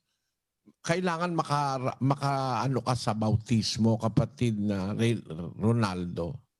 Yan ay ang pangunahing hakbang na itinuturo ng Diyos para doon sa bautismo, mapatawad niya ang kasalanan mo. Pagkatapos ng bautismo, lalakad ka na sa pagbabagong buhay. Bakit? Sa bautismo, bibigyan ka ng Diyos ng Espiritu na makakatulong sa'yo sa mga kahinaan ng laman. Yung mga bisyo, yung mga kung ano-anong kasalanan, kailangan mo dyan ang tulong ng Espiritu ng Diyos. 26:41 ng Mateo. Pakinggan mo, ha? Kayo'y mangagpuyat at magsipanalangin upang huwag kayong magsipasok sa tukso. Ang espiritu sa katotohanan ay nakahanda, datapwat mahina ang laman. Ang espiritu nakahanda para tumulong. Mahina kasi ang ating laman. Kailangan lang, para tumanggap ka ng espiritu na makakatulong mo sa kahinaan ng laman, kailangan mabautismuhan ka muna. 2:38 ng gawa. Pakinggan mo. At sinabi sa kanila ni Pedro, mangagsisi kayo at mangagbautismo ang bawat isa sa inyo sa pangalan ni Hesukristo sa ikapagpapatawad ng inyong mga kasalanan at tatanggapin ninyo ang kaloob ng Espiritu Santo. Kamu yon, kapatid. Sa bautismo, tatanggap ka ng kaloob ng Espiritu Santo. Yung ating pagkatao na mahina ang laman, bibigyan ka ng Diyos ng Espiritong kaloob para makatulong mo sa kahinaan ng laman. Roma 8:26. At gayon din naman, ang Espiritu ay tumutulong sa ating kahinaan. Nakita mo yon? Ang Espiritu tumutulong sa ating kahinaan. Meron tayong lahat na tao, tayong lahat may kahinaan ng laman. Para ka lang manalo, magwagi laban sa kahinaan ng laman mo, sa mga bisyo mo, sa mga kasalanan mo, kailangan mo ang tulong ng Espiritu Santo. Yung tulong na yon, ibinibigay yon sa bautismo. Mag-uumpisa pagka-bautismo, makakalakad ka na sa pagbabagong buhay. 6:4 ng Roma. Tayo nga'y nangalibing nakalakip niya sa pamamagitan ng bautismo sa kamatayan, na kung paanong si Kristo ay nabuhay na maguli sa mga patay sa pamamagitan ng kaluwalhatian ng Ama, ay gayon din naman tayo'y makalalakad sa panibagong buhay. pagkatapos ng bautismo, gaya lang ni Kristo, namatay, nabuhay na mag-uli sa ikatlong araw, yung nabautismuhan, pagkatapos ng bautismo, parang nabuhay ka uli gaya ni Kristo at makakalakad na sa pagbabagong buhay. Naunawaan mo, kapatid na Ronaldo? Opo, naunawaan ko po. Kaya wag mong patagalin, kapatid. Pag-aralan mo, makinig ka ng doktrina, yung mga tutuparin mo sa loob ng iglesia ng Diyos na itinuro ni Kristo, yung mga batas, yung mga palatuntunan ng pagiging mabuting tao, mabuting Kristiyano, mabuting ama, mabuting asawa, mabuting anak, mabuting kapitbahay.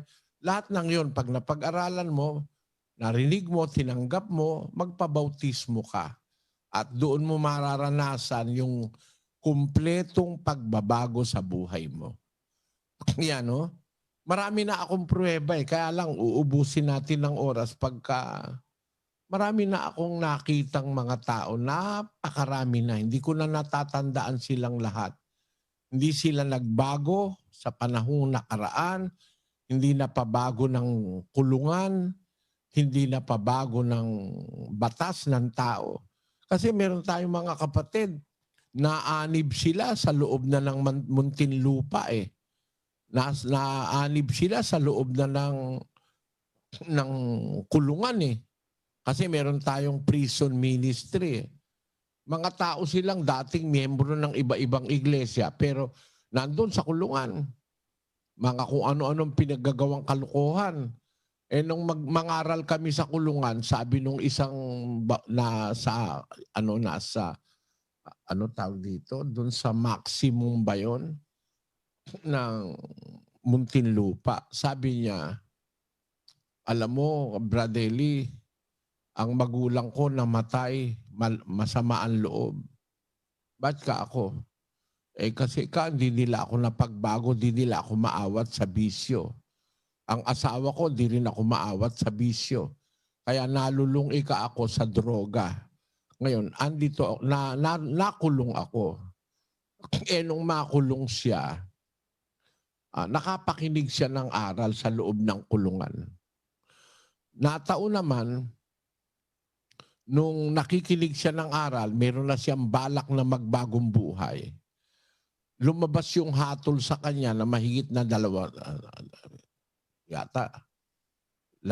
o 20 taon na pinapawalan salas siya. Sabi niya, hindi ako napagbago ng kulungan kasi mismo sa kulungan daw may droga sila. Yan. Iba yan nga ang natuklasan, may droga sa kulungan. Miski kulungan, di siya napagbago. Pero nung marinig niya aral ng Diyos, nabago siya. Yun ang nangyayari sa iyo, kapatid. Narinig mo, unti-unti ka na kamong nagbabago mula nang makinig ka. Pero para maging ganap yun, mapasakop kang ganap sa batas ng ating Panginoong Hesus. Makita mo, maiiba ang pananaw mo sa buhay. Yan ang karanasan ng maraming mga taong nakinig sa salita ng Diyos. Samahan ka nawa, kapatid na Ronaldo, sa iyong pagpapatuloy. Magandang araw sa iyo. Magandang araw din po. Salamat po, Brother Eli. Samahan ka nawa ng Panginoon. Salamat po, kapatid na Ronaldo. Salamat sa Diyos. At si kapatid na Alexander Datiles naman po ang kasunod natin mula naman po sa Dumaraw, Capiz. Isa pong Seventh-day Adventist. Kapatid na Alexander, magandang gabi po. Tuloy kayo, ano po ang inyong katanungan? Hello po, magandang gabi po. Naririnig po ako? Opo, sige po, tuloy po kayo. Sige, magandang gabi po sa lahat.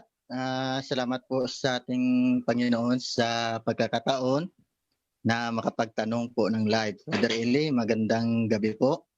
Ako po ay isang Seventh-day Adventist. Ang tanong ko po, may pagkakataon po ba o loloobin ng Panginoon na makapag-discussion po ba kayo sa mga ebanghelista o apologista ng Seventh-day Adventist. Kasi po marami pong pumabasahan ko po sa mga comments sa FB, marami po ang nag-aabang na makapag-discussion po kayo, na meron po kayong discussion between po sa mga apologist o ibang listan ng Seventh-day Adventist. Salamat po. Alam mo kapatid, tapos na yan eh. Hindi mo ba napakinggan yung mga diskusyon namin ng mga ministro ng Seventh-day Adventist sa mahabang panahon kay Manolo Pabis? Meron naman akong saksi hanggang ngayon si Manolo Pabis. No? Marami na yan. Gusto mong makinig ng diskusyon, makinig ka sa YouTube. Marami na. At yung mga Seventh-day Adventist ngayon, parang mga ano yan yung mga pastor mo, parang desperado na makipagdiskusyon sa akin. Kasi, pati ba naman yung bagong 6 na miyembro doon sa kung saan yun, Brad Josel? Abay, nakipagdiskusyon, nilagay pa sa YouTube, representative daw ng MCGI.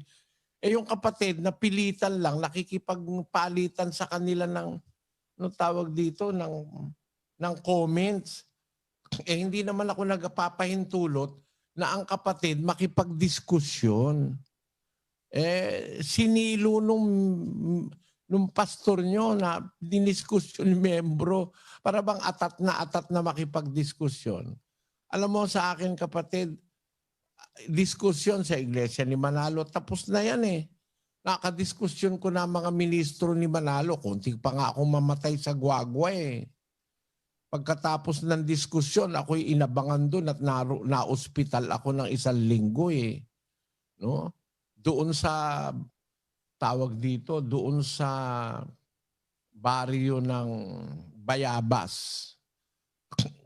Babarilin ako ron Nung taga-Angeles may diskusyon kami nung pastor ng iglesia ni Manalo ron Babarilin ako, naagapan lang nung BSDU.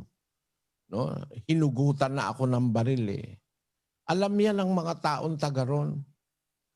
Kaya yung mga diskusyon na yun tapos na, ang hindi naman matatapos yan kung halimbawa 20,000 pastor nyo 20,000 pastor, didiskusyonin ko lahat. O halimbawa, ilan ang pastor ni Manalo, ilan ang mangaral ni Manalo, dahil yan. Didiskusyonin ko lahat para matapos yan. Ang sabi ko nga, tapusin natin yung puno nyo, supposedly yun ang nagtuturo sa inyo, ilabas mo. Ngayon, ang Seventh-day Adventist, may puno kayo sa Amerika, di ba? English yun. Marunong naman ako ng kapirasong English. Kung halimbawa, kulang ako sa grammar, ano nyo na yun, partida nyo na yun, Huwag kang humanap ng mga pastor Pilipino. Ang tawagin mo, pastor niyo na namumuno sa lahat ng Sabadista. Tapusin na natin. Kasi, didiskusyon ako sa isa. Hahamunin na naman ako nung isa. Diskusyon na naman. Marami nang naganap Puno nyo na ilabas nyo. Sabi ko nga doon sa Katoliko dito sa Brazil, kung kaya mong tawagin yung papa mo, marunong na rin ako ng kapirasong Kastila. Yung papa mo, lalabanan ko.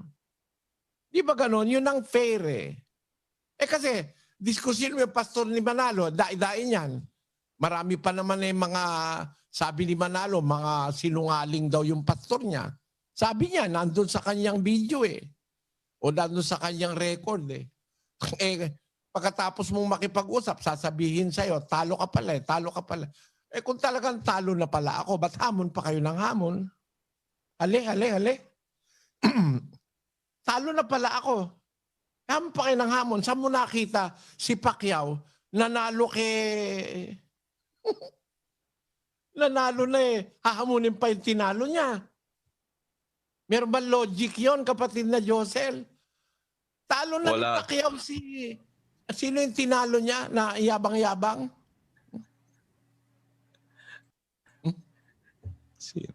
Sino yung muling tinalo niya? Si Mayweather ba yun? O si Keith Thurman? Meron ka ba nakitang nanalo si Pacquiao tapos hahamunin niya yung tinalo niya? ang natural, ang naghahamon lagi, yung natalo para makabawi. Di ba ganun ang logic nun, kapatid na Daniel? Opo, kapatid na Eli, humihingi po ng rematch kasi siya yung naghahabol ng karangalan dahil siya po ang natalo. Pero yung pong nanalo na, hindi po yun ang usual na naghahamon para sa rematch dahil nanalo nga po siya. Kaya ako, nilagay ko pa sa dyaryo yung hamon ko Kay Eranio Manalo nung araw, matagal na yun, nasa Pilipinas pa ako Kasi katakot-takot na mga kaso ang ipinail sa akin ng Iglesia ni Manalo. Awa naman ng Diyos na na-dismiss na halos lahat. Isa na lang ang natitira dahil wala na ako sa Pilipinas nung i-file nila yun Na-dismiss na ang kanilang mga kaso laban sa akin. Ay, ang sinabi ko nung March 27, doon sa Manila Times, naglagay ako, nagbayad pa ako sa Manila Times, 100,000 pa binayaran ko noon Newspaper of general circulation. Sinabi ko pa sa TV, I therefore urge you now to settle our doctrinal differences once and for all and put an end to the unchristian kind of spiritual warfare being introduced in your program na pinapayagan naman ng gobyerno na kung ano-anong paninira ang sabihin sa akin under the MTRCB. No? Sabi ko, being introduced in your program that only tends to muddle the real issues and deviate from the biblical truth. In this regard, I'm inviting you to a one-on-one discussion or debate which will finally settle our doctrinal differences with the Bible as our sole basis. The most logical venue viewership-wise and security-wise is our respective television studios to be simultaneously covered live worldwide via satellite. I will be waiting for your response for us to discuss the mechanics, hoping that you will live up to its INC's earlier tradition of courage in defending its faith no matter how hopeless. Eli Soriano, Presiding Minister, Members Church of God International. Yan ang hamon ko kay Manalo. Hanggang nakamatayan na nung pobre, hindi ko nakadiskusyon. Kasi ang sabi raw nung pobre na si Eranio, makipagdiskusyon ka muna sa Papa ng Iglesia Katolika bago kita harapin. Yun daw ang sabi. Sabi nila sa telebisyon. Ba't kailangan ako makipagdiskusyon sa Papa? Ikaw ang hinahamon ko dahil ikaw ang masyadong kung ano-anong pinagsasabi ng mga ministro mo. Labanan mo yung isang ministrong dalahira, iba ang sasabihin. Lumabang ka dun sa isa. Napakarai ko nang nakadiskusyon no? Sa mga ministro niyan Kasama na yung si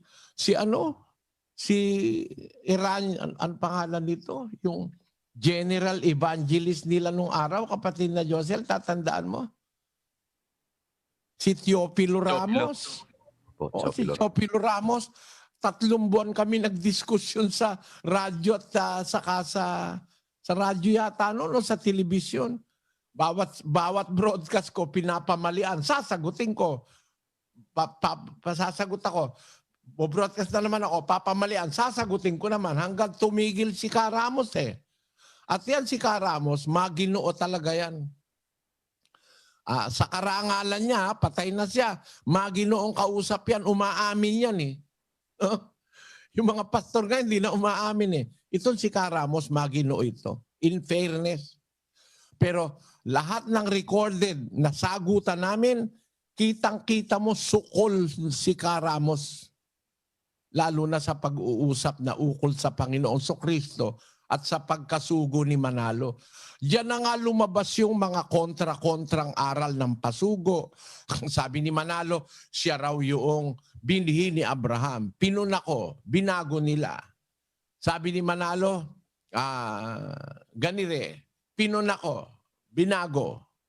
Makikita mo sa pasugo Siguro mas maganda ilagay nyo yan sa YouTube, Brad Josel na yung mga aral nila na pagkatapos kumpunahin, binago nila. na iba ang sabi sa pasugo. Para nga matapos na ako lahat yung mga kung ano-anong mga ako raw ay mandarambong, mangungutong daw ako. Sabi ng mga ministro ni Manalo, ako raw kung ano-ano pinagsasasabi. Para matigil na, sabi ko kay Manalo, ang pag-usapan na lang natin, doktrina, kung totoo ang iglesia nyo at kung totoo yun sa amin. Yun ang offer ko. Kaya lang, di ako pinatulan. Puntahan ko raw muna yung Papa sa Roma. Ngayon, kaya masasabi ko kapatid, sa dami na nang nakadiskusyon kung pastor nyo ng Seventh-day Adventist, hindi matatapos yan. Para matapos, for once and for all, kung mahal mo ang kaluluwa mo, kapatid na Alexander, humanap ka ng koneksyon. Tawagin mo yung puno nyo sa Amerika. Yung namamahala sa inyo. Si Ted Wilson. Born May 10, 1950. Matanda pa ako dyan ng 3 taon kasi ako 1947 is the current president of the General Conference of the Seventh-day Adventist Church as of November 2018. May partida na kayo kasi matanda na ako. 74 na ako. Ito, ano lang ito? Lalabas kapatid na Josel, 70 anyos lang ito. No? Opo. English naman ang salita niyan. Marunong naman ako ng English. Edi tawagin nyo yan. Kasi kung ang mga Pilipinong pastor ng Seventh-day Adventist, puputak-putak yan. Parang si Kamenong, parang si, sino yung isa pa? Balinton po. Balinton, si mga pastor nyo, hindi na matatapos yan, usapan na yan. At saka halimbawa, ang tao nagsusuri, pwede ka namang makinig sa akin. Di, wag ka maniwala. Pwede mo naman pakinggan sila. Ganon din ang mga tao. Makinig kayo sa iglesia ni Manalo. Ano ba itinuturo nila? Ang itinuturo nila, si Soriano mandarumbong, si Soriano mangungutong, si Soriano. Ako ang topic nila. Ako ang topic ko. Ang topic ko, aral ng Diyos sa Biblia. Matalino naman ang nakikinig. Di ba ganon, kapatid na Daniel?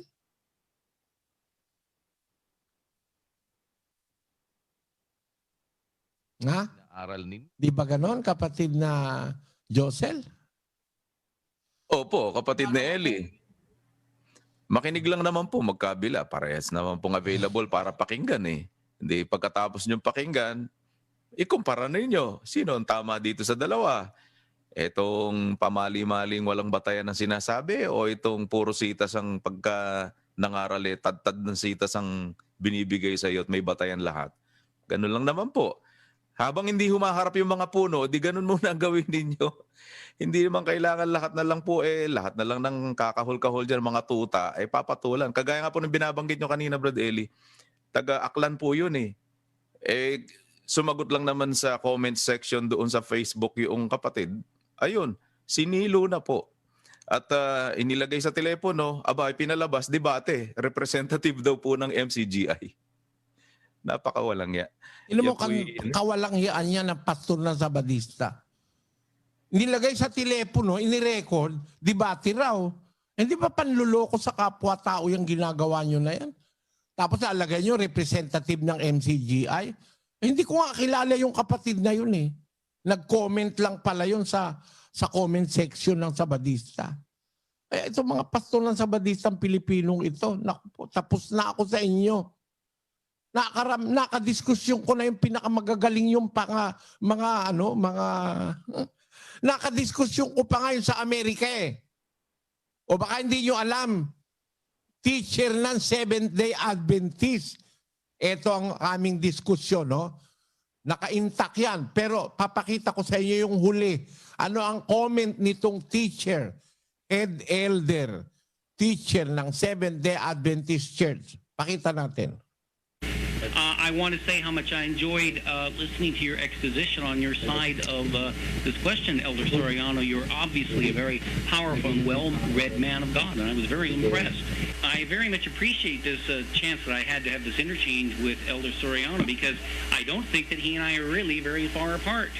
I agree with him wholeheartedly. Tamo, sabi nung head teacher nyo ng Seventh-day Adventist na Amerikano, I agree with him wholeheartedly. I was very much impressed. Kasi nakarinig siya sa akin ng mga talatang hindi niya yata alam eh. All throughout nun amin palitan eh. Kaya alam mo kapatid, para matapos na yan, tawagin mo yung inyong puno ngayon. Haharap ako. Harap ako. Pangako ko sa'yo, pag makikipagdiskusyon yung puno mo, harap ako. Pero yung mga pastor na puputak-putak dyan, naninilo pa, pati miyembro ba naman na wala pa namang malay sa Biblia yung miyembro eh. Aanuhin nyo, didiskusyonin nyo. Ano ba kayo? May sakit ba kayo talaga sa pagtatalo? Ang hilig nyo ba talaga sa diskusyon? Kaya masasabi ko sa iyo kapatid na Alexander, pasensya ka na, Yung kahilingan mo gusto kong pagbigyan.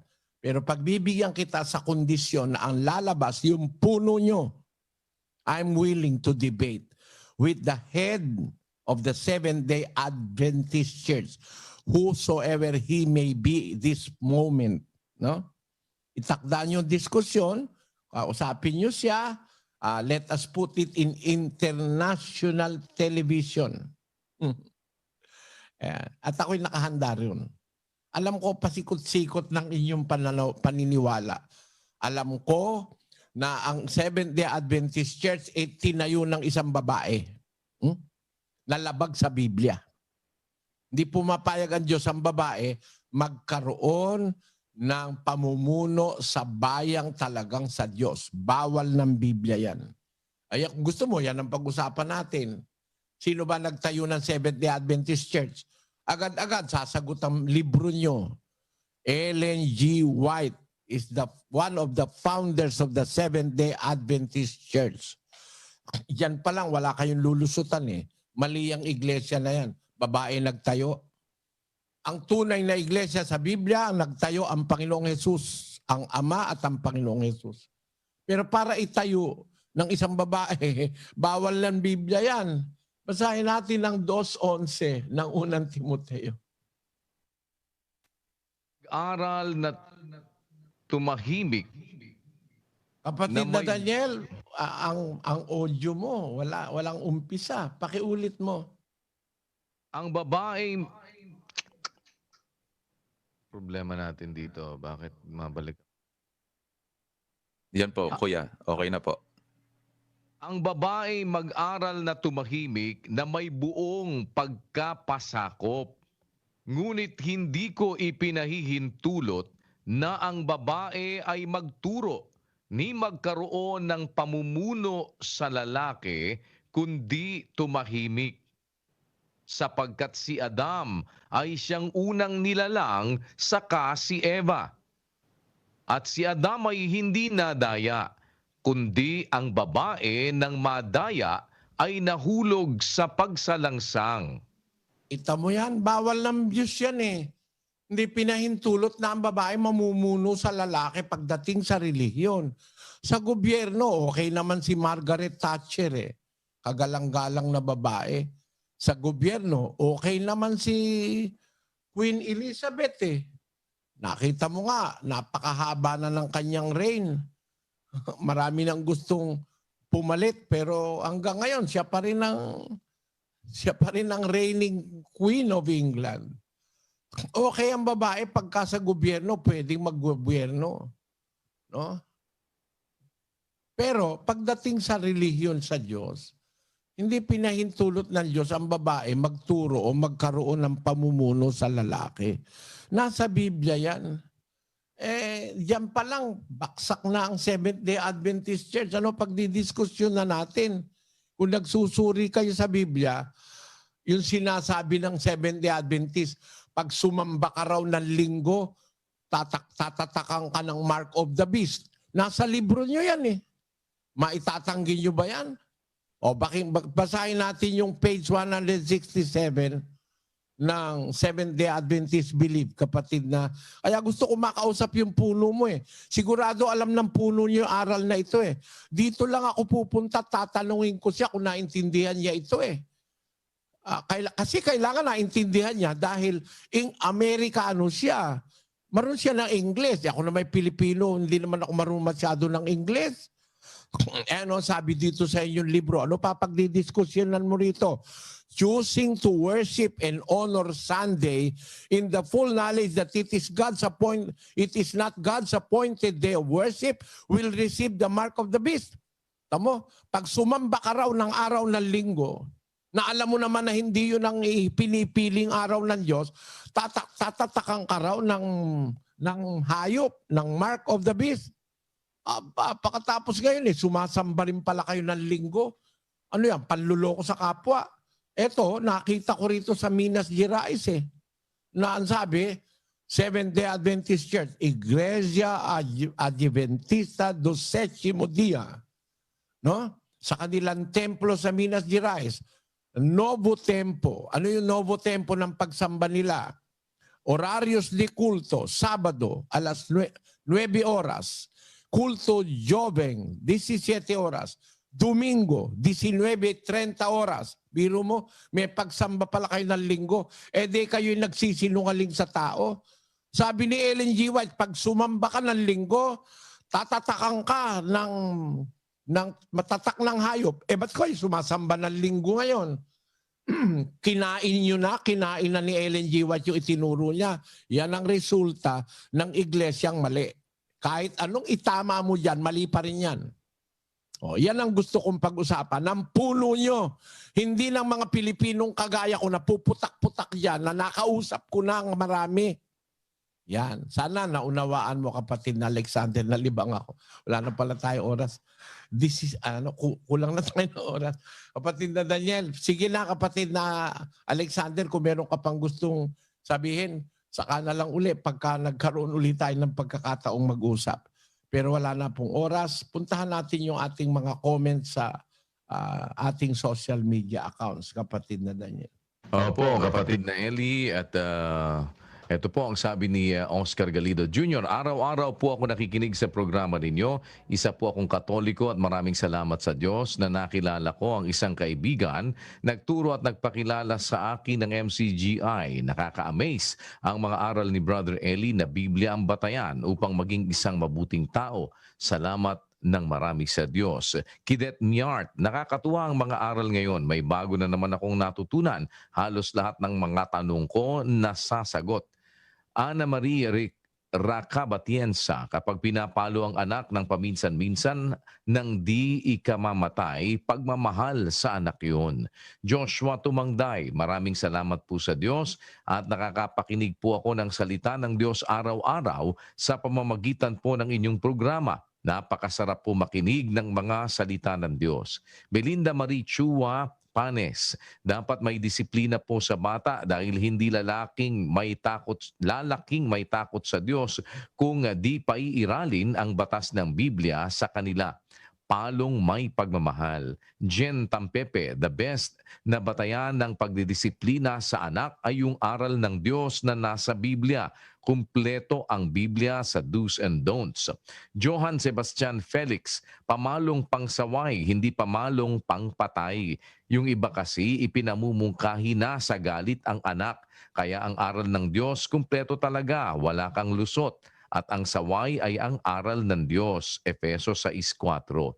An Panganiban Adolfo, ang pagdidisiplina sa mga bata sa paraan ng Diyos, kahit nagpaparusang paminsan-minsan, ay pagpapakita ng pagmamahal dahil ito ay parusa sa maling ginawa at hindi basta pananakit lamang ng walang dahilan. Ito ay pamalong pangsaway, hindi pangpatay. Kung tayo ay nakikinig palagi ng salita ng Diyos, mauunawaan natin ang ibig sabihin nito. Jocelyn Alcantara Ancheta, ang pagpaparusa paminsan-minsan sa ating mga anak ay upang sawayin sila sa kanilang maling mga gawa at upang matuto.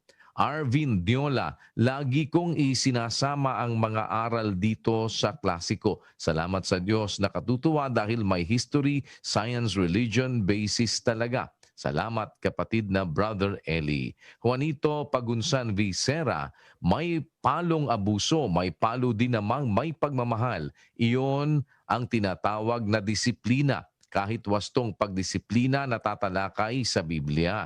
Salamat po sa Diyos at lalong lumiliwanag ang aking kaisipan. William Abilgos Ecat Jr. Kung ang lahat ng magulang nakabase sa salita ng Diyos ang paraan ng pagdidisiplina, siguro walang suwail at mga batang walang respeto at pagmamahal sa magulang. Sana napapakinggan ito ng mga kapwa natin magulang. Nawa ng mga diwang ito galing sa Biblia. Salamat sa Diyos. Roel Talawe, hindi minamalasakit ng ibang relihiyon ang ganitong pagpapaliwanag ng tamang paraan ng pagpapalaki sa anak.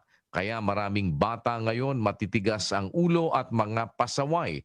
Salamat sa Diyos, Brother Eli, sa pagmamalasakit mo po na ituro ang ganitong aral patungkol sa tamang pagpapalaki ng anak. Sana humaba pa ang buhay niyo ni Kuya Daniel upang marami pa kayong maturuan ng dalisay na aral ng Diyos. Donna Martos Lorilia, I love ang dating daan. Dito napapakinggan ko ang mabubuting aral at naman ng aking puso. Sana dumating ang araw na kami ay mabautismuhan din at maging tunay na kapatid. To God be the glory. I, Olavides, I'm glad I jumped into this live discussion. This topic is very timely. It raises my awareness on raising a child rightfully. I'm from Australia watching. Thanks be to God for the enlightenment. Zami, naalala ko dati pag pinapalo ako ng nanay ko, isip ko di na ako mahal.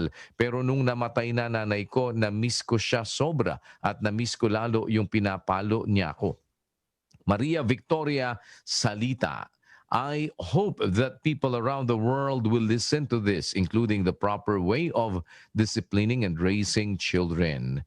Sotemo 2021, napakasarap makinig ng mga aral dito sa ADD, mga aral ng Diyos mula sa Biblia na tunay na gagabay sa ating pang-araw-araw na buhay. Thank you po, Brother Eli, sa ganitong pagpapaliwanag. Gabriel Openiano Ababat, ito talaga yung isa sa mga katuparan sa mga huling araw, ang pagiging masuwayin sa mga magulang. Salamat sa Diyos at may ganitong programa na ang totoong aral ay binabase at binabasa sa kasulatan. Richard Domasig, salamat sa Diyos, hindi ko man natutunan sa Katoliko ang tamang pagdidisiplina sa anak. Dahil sa pangangaral ni kapatid na Eli at Kuya Daniel, napapaalalahanan pati magulang, hindi lang mga anak. Wilma Raz Timola Ison, ang mga born-again pastors ay babasa lang ng talata tapos ipaliliwanag nila ayon sa kanilang pagkaunawa. Di po tulad ni Brother Eli na lahat ng sinasabi niya ay may supporting verses. Kaya sure po tayo na di siya nagsasalita ng ayon sa ganang sarili, kundi ang mismong aral ng Panginoong Hesus ang maririnig natin. BM Ronaldo, maliwanag pa sa sikat ng araw ang mga paliwanag ni Brother Eli. Di naman binanggit na umaagos sa Biblia. Kaya tama ang sabi sa Biblia, huwag dadagdagan o babawasan ang nakasulat.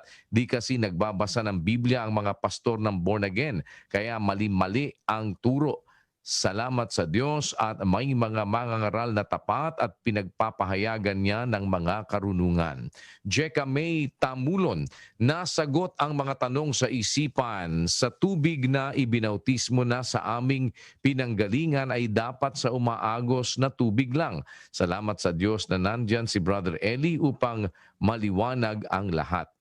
Terso Raffles, God accepts everyone that doeth righteousness. If homosexuals refrain from unrighteousness, they can be sanctified to merit salvation. Salamat sa Diyos. Roslyn Ibatan, napakagandang pakinggan ng salita ng Diyos sa pamamagitan ni Brother Eli para bagang kami ang estudyante na nakakaadik makinig sa isang professor na halos ayaw mong lumiban sa klase dahil sabik sa aral. Archie Gutierrez, salamat po sa Diyos sa pagkakataon makapakinig ulit. Ganyan din po tingin ko sa mga LGBT dati na kapag bakla o tomboy ka, sa impyerno ka na agad kasi ganyan po ang turo sa mga born again. Pero maling aral po pala yun sapagkat nasusulat pala na ang bawat tao ay merong kaligtasan kung susunod at magpapasakop lang tayo sa Diyos. Kasi ang Diyos po hindi nagtatangi ng tao. Ang ibig po ng Diyos, lahat tayo maligtas at makaalam ng katotohanan. Salamat sa Diyos. John Ross Diaz Alcaparas. Salamat po sa Diyos. Madami po kaming saksi na sa awa tulong ng Diyos na bago ng mabautismuhan. Noon, simba kami ng simba, cell group, sharing ng Bible, namamanata, nagkukumpisal sa pari. Pero hindi kami nabago, kundi mas sumama pa kami sa kapwa at sa Diyos. Salamat sa Diyos, napakinggan namin ang pinapangaral ni Brother Eli. Napatunayan namin totoo ang nasa Biblia na mga salita ng Diyos. Kung hindi dahil doon, malamang napariwara ako sa buhay. Jomel Macandog, kaya hindi kami naniniwala na si Brother Eli masamang tao Kasi kung masamang tao ka, hindi mo maituturo itong aral na ito sa pagpapalaki ng mga anak. Ramdam na ramdam mo yung pagtuturo ni Brother Eli, may kasamang damdamin at puso. Kaya napakaswerte ng mga naging anak na pinalaki ni Brother Eli. Sure na sure mabubuti silang lahat na tao sa awa ng Diyos. Sana marinig din ito ng mga magulang na hindi maganda ang pagpapalaki sa kanilang mga anak. Yan po ang ilan sa ating mga komentaryo sa ating social media accounts, kapatid na Eli. Salamat sa inyong lahat mga kapatid. Wala na po tayong oras. Umawit tayo ng isang himno para sa ating global prayer.